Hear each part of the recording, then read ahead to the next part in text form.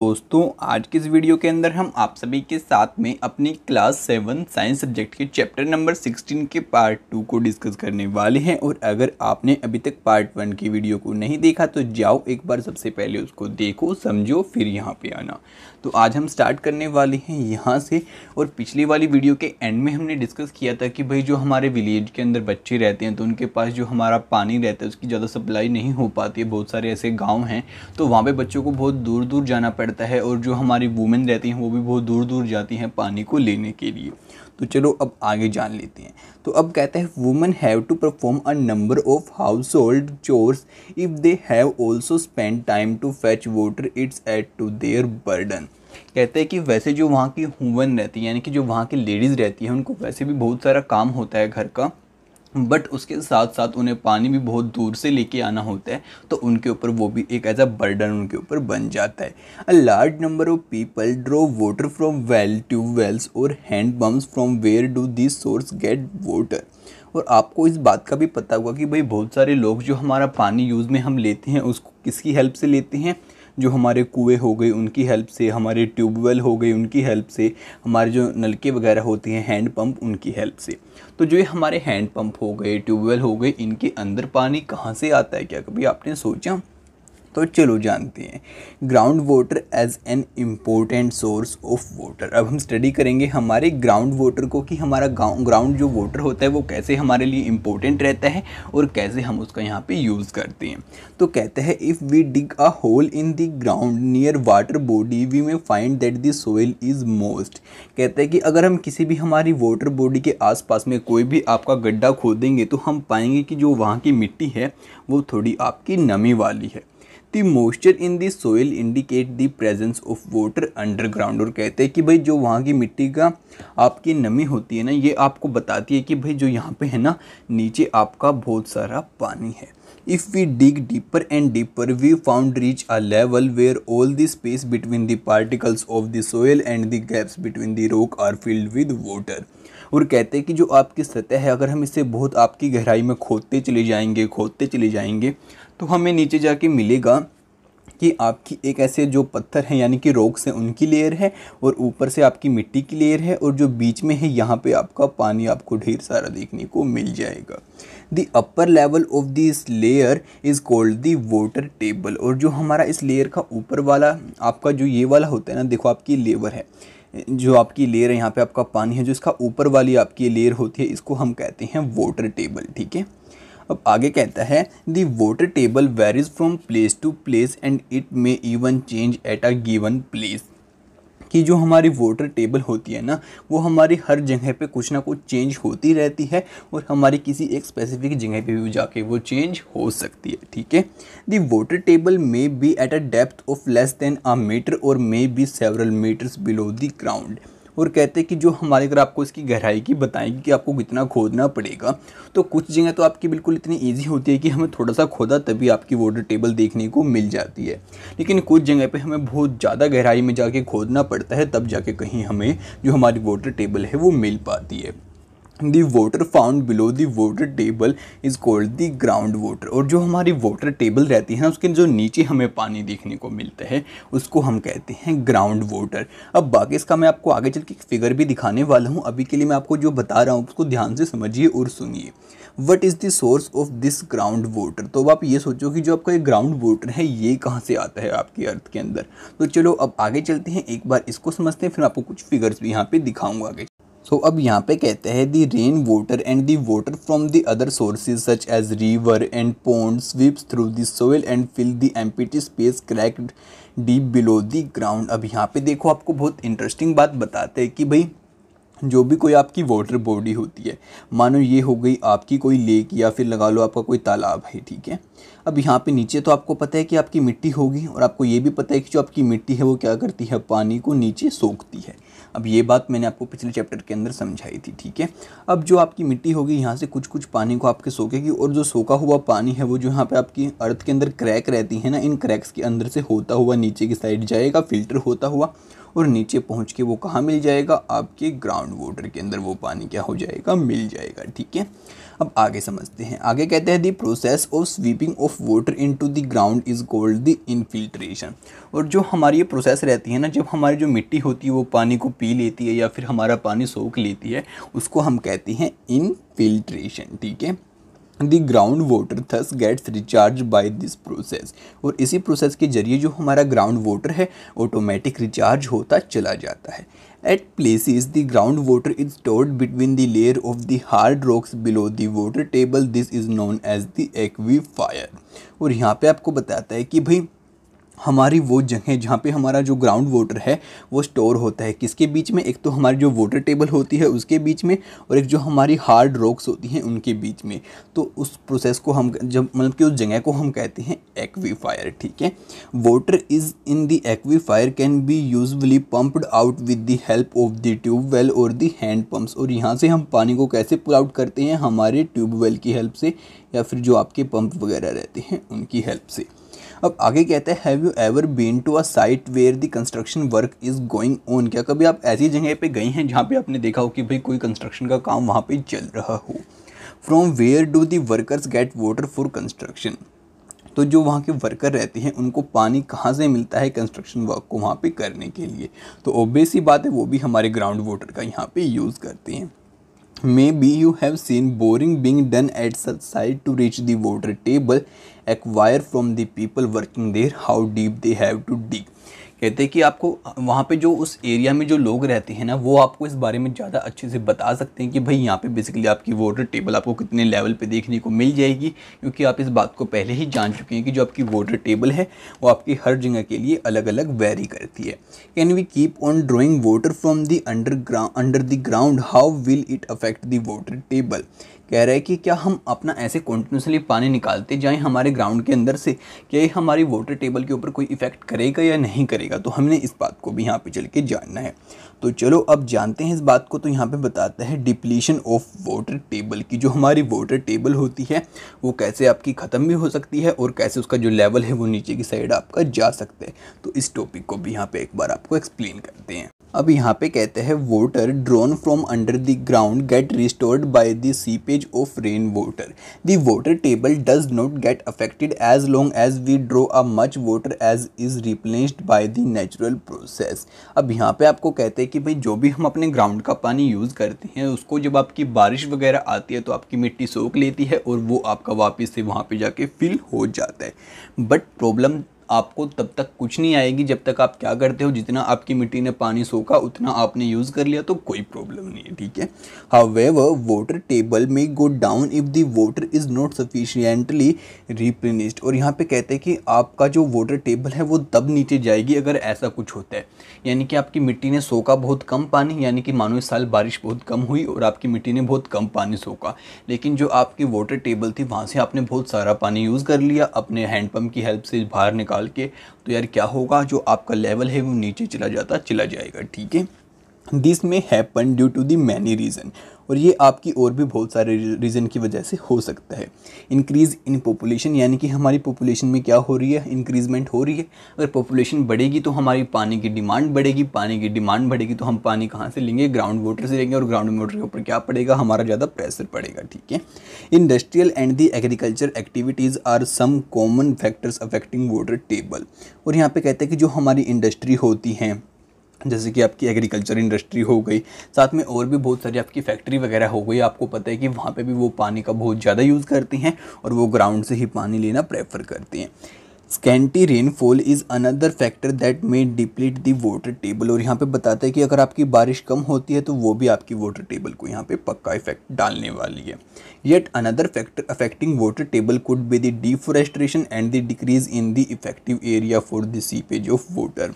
और दो हमको फैक्टर ये भी बताते हैं कि भाई एक तो डिफॉरेस्टेशन, यानी कि अगर हम बहुत सारे पेड़ काट देंगे तो वो भी अफेक्ट करेगा, और दूसरी चीज़ हमें बताते हैं कि हम ऐसा एरिया बना देते, जैसे आपको पता है कि भाई पॉपुलेशन बढ़ रही है तो हमने बहुत अच्छी अच्छी बिल्डिंग्स बनाना स्टार्ट कर देते हैं। उनके अंदर जो आपके फ्लोर वगैरह फर्श वगैरह बनाए जाते हैं वो आपके पत्थर के मार्बल की होती हैं, तो वहाँ पे जो आपके पानी को सोखना होता है वो प्रोसेस बहुत मंदी पड़ जाती है, तो इसलिए आपका पानी बहुत कम एब्जॉर्ब कर पाती है आपकी मिट्टी। तो वहाँ से क्या होगा, आपके ग्राउंड वाटर का लेवल भी डिक्रीज़ होता चला जाएगा। ठीक है, अब आगे बताता है इंक्रीजिंग पॉपुलेशन। तो अब हमें समझाएगा कि जो आपकी इंक्रीज पॉपुलेशन होती है वो कैसे अफेक्ट करती है आपके ग्राउंड वाटर को।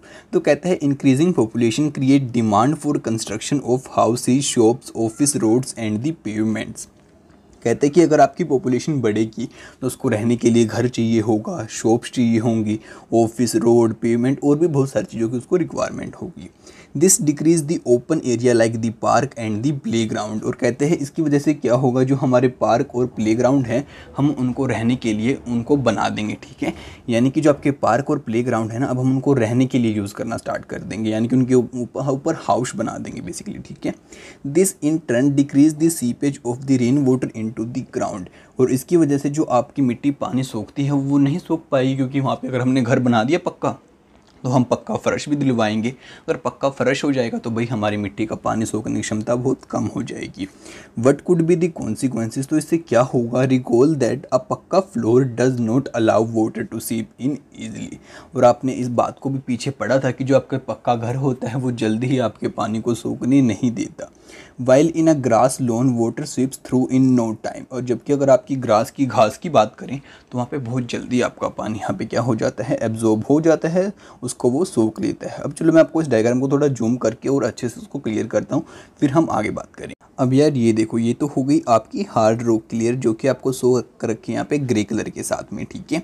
अब क्या हो रखा है, देखो आपके यहाँ पे बारिश आई तो क्या हुआ, आपकी मिट्टी ने यहाँ से आपका जो पानी था उसको एब्जॉर्ब किया और नीचे पहुँचा दिया आपकी वाटर टेबल के पास में, ठीक है।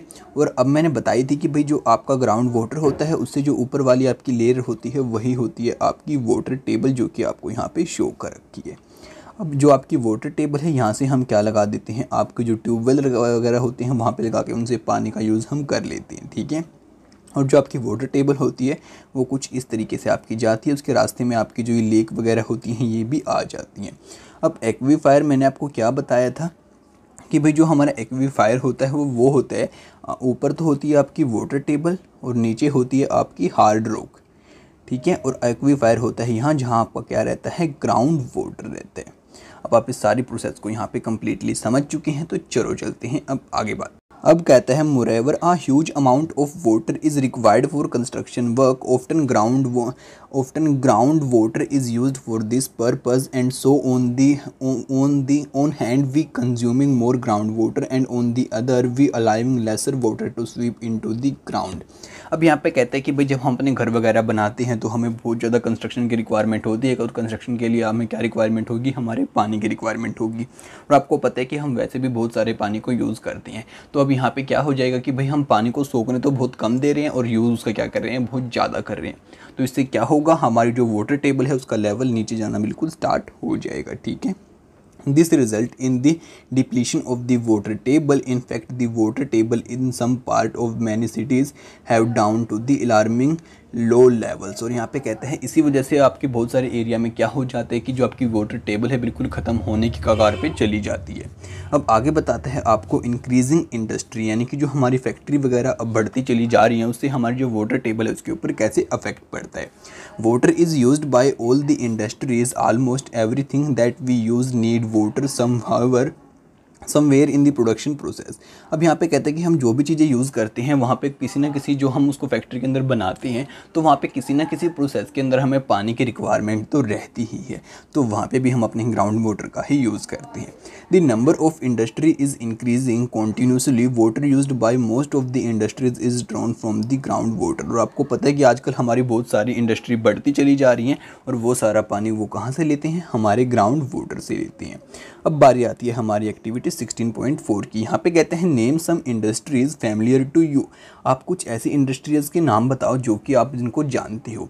Make a list of the product obtain from them and used in our daily life. Discuss with your teacher and parents how the growing industry activity is responsible for the depletion of the water table.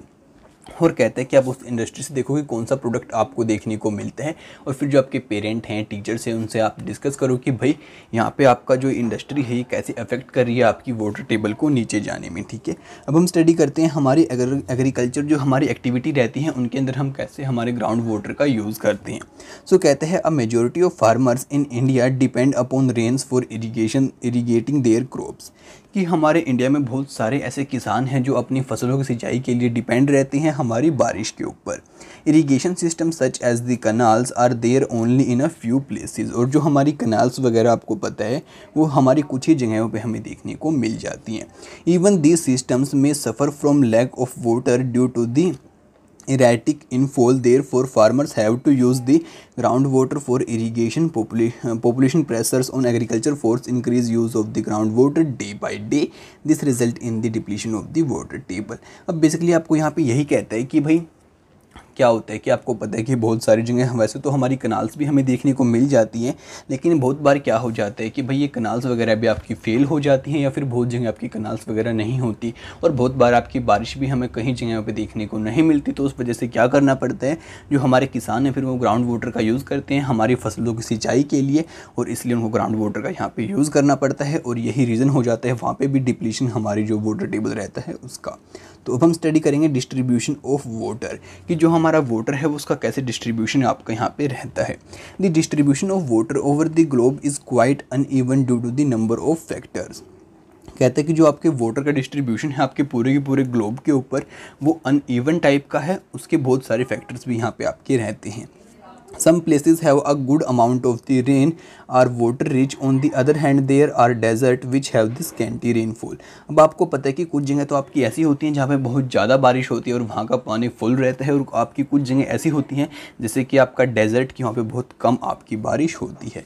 India is a vast country and rainfall is not the same everywhere. और आपको पता है कि जो हमारी India है ये भी एक बहुत बड़ी कंट्री है और यहाँ पर भी आपकी एक जैसी बारिश नहीं होती हर जगह। Some regions have excessive while some other have very little rainfall. कहते हैं कि कुछ जगह तो आपकी बहुत ज़्यादा बारिश होती है और कुछ जगह बिल्कुल कम हमें देखने को मिलती है। Excessive rain cause the flood where the absence of rains result in the drought. और यहाँ पे कहते हैं कि अगर हमारी बहुत ज़्यादा बारिश किसी जगह पे हो जाती है तो वहाँ पे आपकी बाढ़ आ जाती है, और बिल्कुल ही नहीं होती तो वहाँ पे आपका सूखा पड़ जाता है। Therefore some regions in our country may have flood while others may suffer from drought at the same time. और यही रीज़न रहता है कि हमारी कंट्री में एक ही टाइम पे कुछ जगह तो सूखा आ रखा है और कुछ जगह बिल्कुल बाढ़ आ रखी है। तो अब स्टडी करते हैं हम अपनी एक्टिविटी 16.5 की। तो अब यहाँ पे कहता है given here is the rainfall map of India. It's give the average annual rainfall in different regions of the country. और अब आपको यहाँ पे बताएगा कि भाई जो हमारी इंडिया है उसका आपको रेनफॉल मैप दिखाएगा और बताएगा कि भाई किस रीजन में आपकी कितनी बारिश रहती है। ये सिर्फ आपका एक एस्टीमेट होगा, बिल्कुल ऐसा कोई करेक्टली नहीं है। आप अपनी लोकेशन को यहाँ पे देखने की कोशिश करना। तो चलो अब उस मैप को भी यहाँ पे देखेंगे। उससे पहले आपको यहाँ पे कहता है It may be possible that we are living in an area where there is sufficient rainfall yet there is the shortage of water. कि बहुत बार तो ऐसा भी होता है कि आपके एरिया में बहुत ज़्यादा बारिश होती है तब भी आपको वहाँ पे पानी की शॉर्टेज देखने को मिल जाती है। Can we attribute this to the mismanagement of the water resources. क्या हम इसको ये नहीं कहेंगे कि भाई यहाँ पे जो हमारा वाटर रिसोर्सेज है उसकी मिसमैनेजमेंट कर रखी है, यानी कि यहाँ पे सही से मैनेज नहीं कर रखा हमारे पानी के रिसोर्स को। ठीक है, तो चलो अब हम आगे चल के इस बात को भी जानेंगे जो हमारा वाटर मैनेजमेंट है उसको हमें कैसे करना चाहिए, लेकिन उससे पहले हम स्टडी करते हैं हमारे रेनफॉल मैप। तो देखो ये है आपका रेनफॉल मैप और यहाँ पे शो कर रखा है कि जहाँ पे आपकी 400 सेंटीमीटर से ज़्यादा बारिश होती हैं वो है आपके ये एरिया हो गया, इधर वाले एरिया हो गए, उसके बाद आपकी 200-400 के बीच में भी आपके काफ़ी सारे यही एरिया रहते हैं। और बाकी आप पूरे मैप को यहाँ पे चेक कर सकते हैं और फिर देख सकते हैं कि आपका जो घर है वो कौन से एरिया में पड़ता है और वहाँ पर बेसिकली कितनी आपकी बारिश यहाँ पर जो भी कुछ रहता है। ठीक है, तो अब इस पूरे मैप को यहाँ पर लर्न कर लेना, ये आपको खुद से करना होगा। अब इसमें कुछ समझाने वाला आपको मेरे भी नहीं है, जो बात थी मैंने वो आपको यहाँ पे बता दी। तो चलो फटाफट से अब आगे चल। सो यहाँ पे कहता है you have read in class 6 that in many places are regular supply of water is provided by the well plan pipe system. कि आपने क्लास 6 के अंदर स्टडी किया था कि हमारी बहुत सारी ऐसी जगह हैं जहाँ पे हमें पाइप्स वगैरह दबानी पड़ती हैं, प्लान करना पड़ता है कि भाई यहाँ तक पानी हम कैसे पहुँचाएंगे। When the civic authorities supply water through a pipes not all of this may reach to the destination. कहता है कि जब हमारी सिविक बॉडी ऐसे पानी को पाइप की हेल्प से पहुँचाने की कोशिश करती हैं तो भाई बहुत सारी ऐसी जगहें रह जाती हैं जहाँ पे पानी नहीं पहुँच पाता पाइप की हेल्प से भी। You might have seen water supply pipes leaking and a lot of water gushing out of the pipes. आपने बहुत बार देखा होगा कि जो आपकी पानी की पाइप वो लीक हो जाती है या फिर आपकी कहीं से टूट फूट जाती है तो वहाँ से आपका पानी लीक होना स्टार्ट हो जाता है। It is the responsibility of the civic authority to prevent such wastage of the precious water.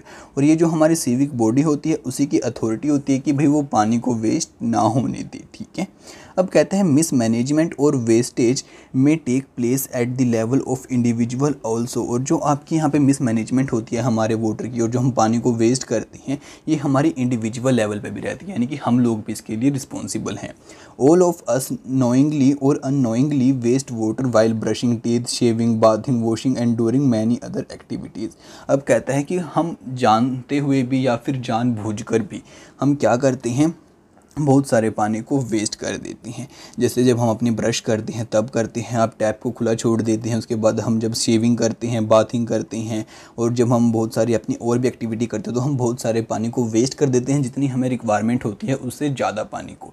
तो आपको जितनी रिक्वायरमेंट हो उतना ही पानी यूज़ करो, ज़्यादा बेटर रहेगा। Leaking taps is another source of the huge water wastage. We waste water as though we do not need water in the next time. और यहाँ पे कहता है जो हमारी टैप वगैरह हैं वो भी लीक हो जाती हैं तब भी हम बहुत सारे पानी को यहाँ पे वेस्ट कर देते हैं। और हम पानी को इस तरीके से वेस्ट करते हैं कि भाई हमें नेक्स्ट टाइम तो जैसे पानी चाहिए ही नहीं, तो यार ऐसा मत किया करो। सो चलो अब आगे चलते हैं, फटाफट से आगे समझ लेते हैं। तो आगे आपको कुछ यही बातें बता रहे हैं कि भाई जो आपका मैप था उसके बारे में हम आगे चलते हैं। अब आप आगे बेसिकली यहाँ से स्टडी करते हैं। तो यहाँ पे कहते हैं we have seen that the most of the water that we get as rainfall just flow away.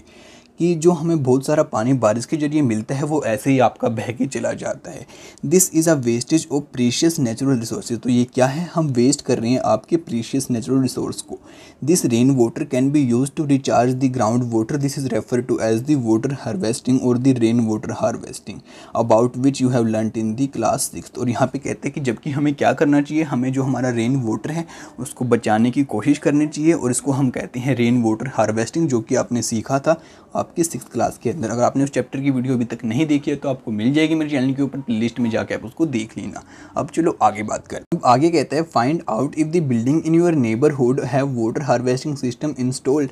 अब अपने आस पड़ोस में भी इस बात को देख सकते हैं कि भाई क्या किसी ने आपके पानी को बचाने का सिस्टम लगवा रखा है या फिर आपने खुद भी लगवा रखा है। तो सोचो हम कितना ज़्यादा पानी यहाँ पे वेस्ट कर देते हैं।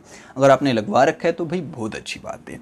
अब आगे कहते हैं we have at many places in India an age old practice of the water storage and the water recharge like the baoris. और यहाँ पे कहते हैं कि बावरीज की तरह हमारे पास बहुत सारी ऐसी प्रैक्टिस थी हमारे जो पुराने टाइम था वहाँ पे, जहाँ पे हम पानी की बचत करते थे, पानी को स्टोर करते थे, जो कि हमारा रेन का पानी आता था और हम उसकी हेल्प भी करते थे हमारे ग्राउंड वाटर को अगेन से रिचार्ज होने में।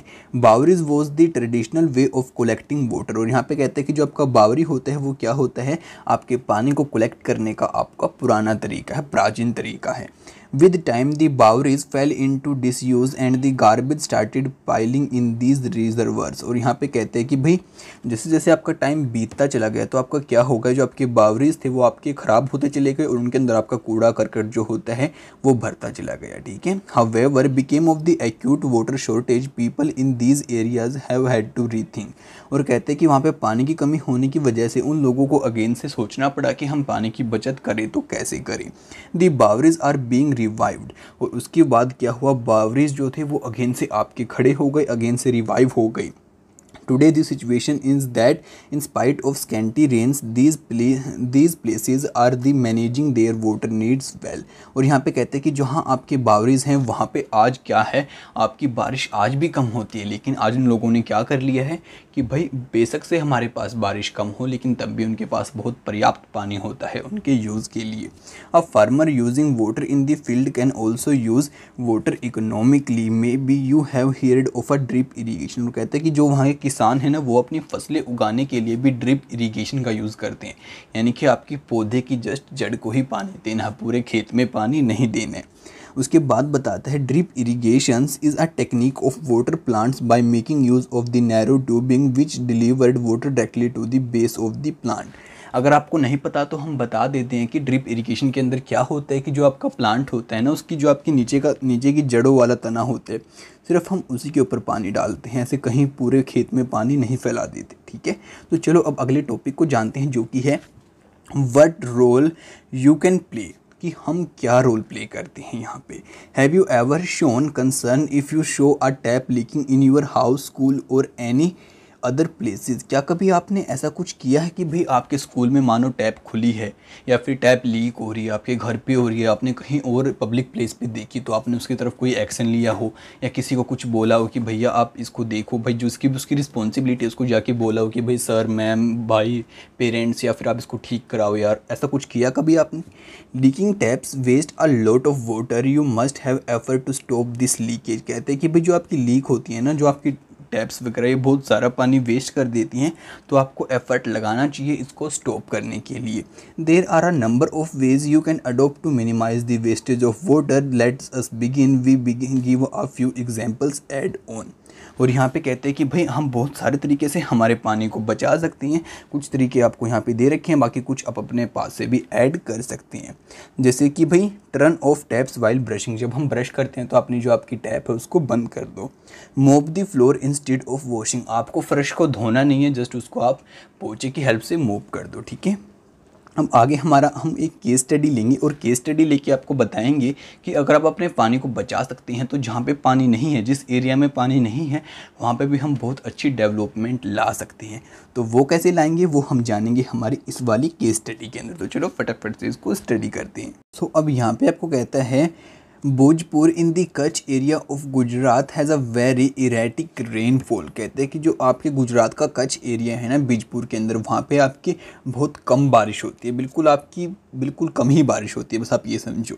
The only source of fresh water lies underground because reverse in this area do not have water through out the year. और यहाँ पे कहते हैं कि यहाँ पे जो सिर्फ लोग पानी ले सकते हैं ना, वो ग्राउंड वाटर की हेल्प से ले सकते हैं, क्योंकि जो यहाँ पे आपकी नदियाँ वगैरह होती हैं वो भी क्या हैं, वो आपकी सारा साल नहीं चलती, वो कुछ ही टाइम तक आपकी बहती हैं। Over the years, demand for water has grown. The withdrawal of the groundwater has for exceed recharges। और यहाँ पे कहते हैं कि भाई यहाँ पे आपकी ईयर बाय ईयर डिमांड बढ़ती चली गई पानी की, और जो हम यहाँ से पानी लेते थे उसकी जो आपके ग्राउंड वाटर की मात्रा थी उसकी हेल्प से वो क्या होती, उसकी वजह से वो कम होती चली गई, ठीक है। As a result the water table has gone down alarmingly. और जो यहाँ की वाटर टेबल थी बहुत ही ज़्यादा नीचे चली गई। In 1989 the villagers along with a non governmental organization decide to harvest rain water. तो यहाँ के जो लोग थे ना, उन्होंने बिना किसी गवर्नमेंट की हेल्प से 1989 को क्या किया, एक साथ इकट्ठे हुए और सोचा कि भाई हमें अपनी बारिश का पानी बचाना होगा, अगर हमें यहाँ पे पानी चाहिए है हमारी रिक्वायरमेंट्स को पूरा करने के लिए। 18 check dams were built on the Rukmavati rivers as its many tributaries. और यहाँ पे कहते हैं कि जो यहाँ पे रुकमावती रिवर है उसके ऊपर उन लोगों ने बहुत सारे आपके यहाँ पे चेक डैम्स बना दिए, और साथ में भाई यहाँ पे जितनी भी उसकी ट्रिब्यूटरी थी उनके ऊपर भी बना दिए। The water so collected increased percolations through the soils and recharge the aquifers. और उसकी वजह से क्या हुआ कि भाई जो भी वहाँ पे पानी आपका इकट्ठा हुआ उसको आपकी मिट्टी ने क्या कर लिया, प्रीकोइल कर लिया, यानी कि उसको अपना अंदर की साइड में एब्जॉर्ब कर लिया। अगर वो पानी आपका एब्जॉर्ब यहाँ पे हो गया तो जो आपका एक्वीफायर मैंने बताया था उसके अंदर आपका पानी इकट्ठा होना स्टार्ट हो गया और उसका लेवल आपका बढ़ना स्टार्ट हो गया, और अगेन से जो आपकी वाटर टेबल थी वो क्या हो गई, रिचार्ज हो गई। According to farmer the well have water now and the water that flowed into the sea and was wasted has become available for irrigation. और कह रहा था कि जो पानी वहाँ पे वेस्ट होकर आपका समुद्र के अंदर गिरता था, तो इन लोगों की वजह से वो क्या हो रहा है, वो उसको सिंचाई के लिए यहाँ पे यूज़ कर रहे हैं। और ये होती है आपकी ड्रिप इरिगेशन, जो कि आपको दिखा रखा है कि आप कैसे पाइप आ रही है और बिल्कुल पौधे की जड़ को पानी दे रही है, ठीक है। अब इसको यहाँ पे बेसिकली देख भी सकते हैं। तो अब आपको केस स्टडी के बाद आगे के बताता है effect of water scarcity on plants, कि अगर आपका पानी बहुत कम मिलेगा आपके पौधों को तो क्या कुछ हो सकता है। You must have seen potted plants wilting and ultimate drawing up if they did not get water even for a few days. और यहाँ पे कहते हैं कि अगर जो आप किसी गमले के अंदर पौधा लगाते हो और आप उसको कुछ दिनों के लिए पानी ना दो तो आपको पता है कि वो सूख जाता है। You have already learnt in chapter 1 that plants need water to get nutrients from the soil to prepare their food। और आपने चैप्टर 1 के अंदर भी स्टडी किया था कि जो आपके प्लांट होती हैं उसको क्या रिक्वायरमेंट होती है, आपके इसकी पानी की रिक्वायरमेंट होती है, और जो आपकी मिट्टी होती है वहाँ से मिनरल्स की रिक्वायरमेंट भी होती है ग्रोथ करने के लिए और अपना खाना बनाने के लिए। Just imagine the consequence if water is not available to plants. अगर आप एक बार सोच के देखो कि मानो आपके प्लांट्स के पास क्या नहीं है, पानी नहीं है, तो क्या होगा। The green character of the planet shall be lost. तो जो आपका प्लानट हमें देखने को मिलता है ना कि जो हमारी अर्थ हरी भरी है, तो वो आपकी अर्थ हरी भरी नहीं रहेगी। This may mean the end of the all life. इसका मतलब ये है कि हमारी जो अर्थ है इसके ऊपर सारी जिंदगी ही ख़त्म हो जाएगी। For a world without plant shall mean no food, no oxygen, no enough rain. कि अगर आपके प्लांट ही नहीं होंगे तो ना तो आपका फूड मिलेगा, ना हमें ऑक्सीजन मिलेगी, और ना ही हमें बारिश मिलेगी। एंड इन्यूमरेबल अदर प्रॉब्लम्स, और भी बहुत सारी प्रॉब्लम्स यहाँ पे आ जाएंगी, एक के बाद आती ही चली जाएंगी। तो उसके बाद हमें बताता है अ सक्सेसफुल इनिशिएटिव कि हमें क्या सक्सेसफुल यहाँ पे इनिशिएटिव लेना चाहिए। Rajasthan is a hot and dry place. The challenge of the natural scarcity of water was met by a successful experiment.